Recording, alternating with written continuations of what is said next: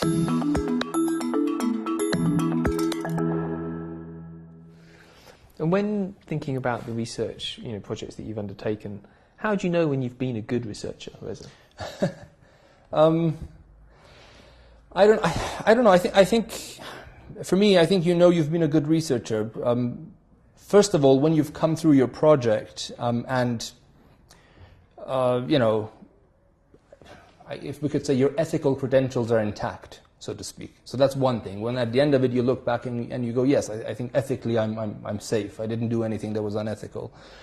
Secondly, I think once you've been through your project, if you are able to make a very strong case for the validity and reliability of your research, for example, by convincing yourself and others that the research design was actually sound, it was fit for purpose, that the data were collected properly, you've triangulated, and etc.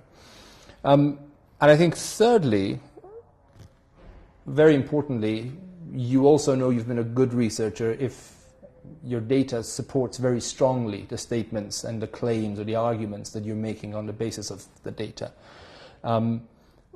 Whatever it is you're aiming for in terms of contribution, whether it's policy, changes, suggestions, whether it's academic, theoretical arguments and so on, it's very important that the data you've collected really supports it well. I don't know if that makes sense, but I think those are sort of my ways of gauging whether or not I'm a good researcher.